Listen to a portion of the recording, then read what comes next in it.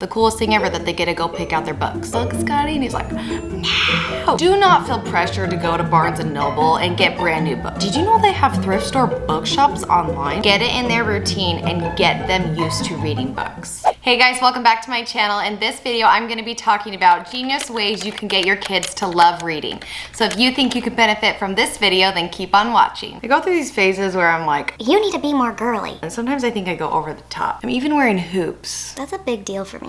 Anyways, first tip, and I think it's a great one, is start young. Honestly, you might feel stupid reading to your baby. You're like, okay, he or she's not even understanding what's going on in this book, whatever. Your baby wants to listen to your voice and your baby's going to like looking at the book anyways. And it's just exposure.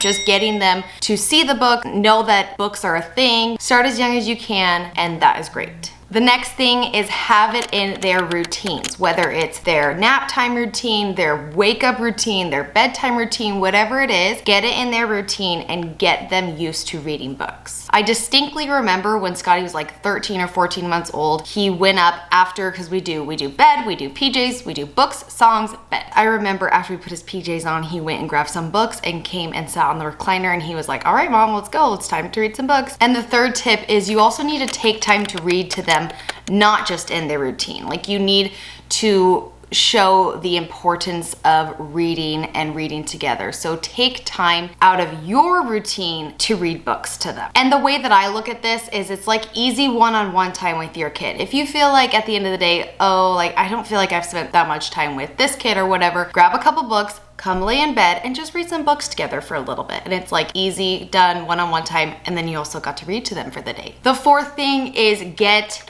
animated. And this one might feel a little uncomfortable if you're like not super dramatic like I am with my hands and with my voices. That is what your kids really love. Use different voices, use different accents. Scotty thinks it's so funny when we use like a deep voice or a high voice or a British accent or whatever. Ask them questions while you're reading the book. Be like, what color is that? What shape is that? What emotion does he have? Oh, what is he doing? How many eggs are on the page? Just anything you can think of, ask them questions to try to engage your kid as much as possible while you're reading. The next thing is make a reading section in your house. Basically, you just need to make the books accessible to your kids. So what I did is I went and got these really cheap, I think they were like $2.99. These like spice shelves at IKEA, and I just put them low on the wall. And so now both my kids can grab them, and it's just like a really easy place for them to grab books whenever they want to. The next thing is kind of like a toy rotation. You should also have a book rotation. It's really important to stick with the same books for a couple weeks. And the reason is because you want your kids to get familiar with the books. You want your kids to be able to kind of chime in and memorize, especially if they're like, if they rhyme. Your kids can memorize rhyming books so well. Scotty memorized Little Blue Truck at such a young age, and Max and I were just like blown away. And I really do think it's because when it's rhyming, they're able to memorize it better. But Scotty really does love when he can chime in and finish the sentence or finish the book or whatever, or just read it himself. Yeah, he won't get all the words, but for the most part, he really thinks he's reading the book, and it's really, really cute. Also, I do want to add that if he does want to say he does want to read a book on the main shelf, I'm not going to be like, no, you can't read that book. It's not in the book rotation. Of course, I will get the book off the main shelf that he wants to read, and I'll let him read it, because reading is a good thing. Like, why would I stop him from doing that, you know? The next one's pretty obvious, and that's just get books about things that your kids are interested in. So for Scotty, he likes he's pretty basic, let's be honest. He likes trucks, dinosaurs, sharks, farm animals, and then he does have this really weird obsession with eggs. I don't know, it started very young, but eggs, Easter, kid loves it. The next one's really fun, and this is kind of like a trip and a little adventure you can take, you know, with your kids, and that's take them to the bookstore, take them to the thrift store and go to the book section. They will absolutely adore it. They'll love it. They'll think it's like the coolest thing ever that they get to go pick out their books. We've done it so much that now Scotty's like, can we go to the store to get a book? And I'm like, oh my gosh, it's working. And then when you get home, directly add those books to the toy rotation, because it's gonna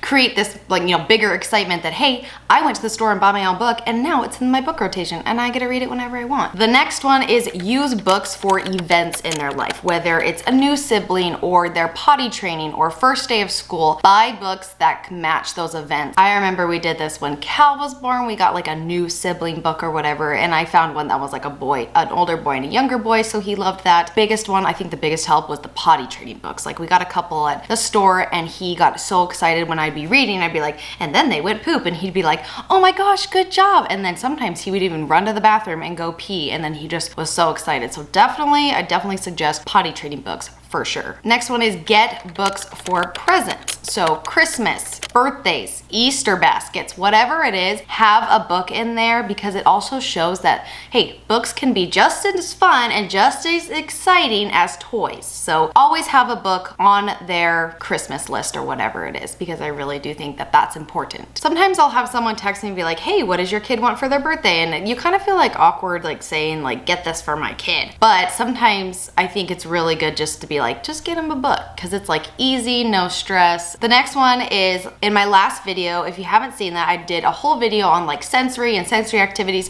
So I'll link that below if you want to go check it out. But I did talk about how sensory is really good to calm down Scotty if he's having, you know, big emotions, tantrums. I also use books for when he's having big emotions as well. I will say that sometimes this works and sometimes it doesn't. So you have to be like careful, because you can't like push it if it's just not working.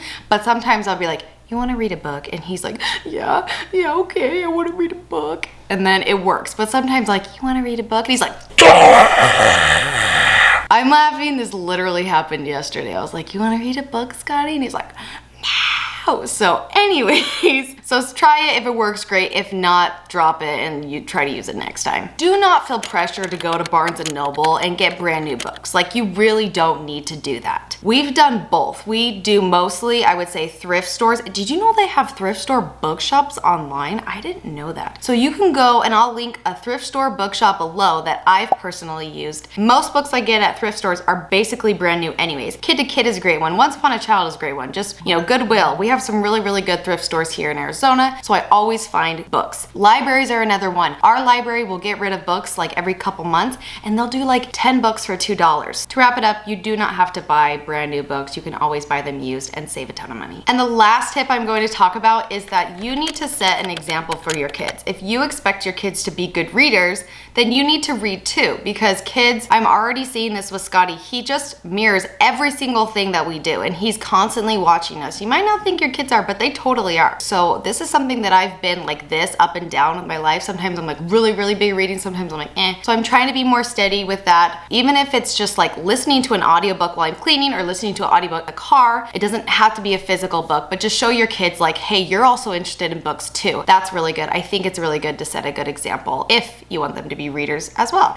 So that's it for this video. I genuinely use these tips in my kids' life since day one, and I really do think that this is why they enjoy books. And I'm hoping to continue on with this with all of my kids in the future, because I do think reading is very important. If you liked any of these tips, or if you're going to use any of these tips, please let me know in the comments below. Please let me know if I helped you in any way. This is the reason I'm doing YouTube, is I just genuinely want to help other moms, and I just want to make life easier. And if I could help in any way, that just makes me so happy. I post videos once a week, so if you like these videos, then subscribe for more. I'll see you in my next one. Bye guys. Oh, hi. I didn't see you there.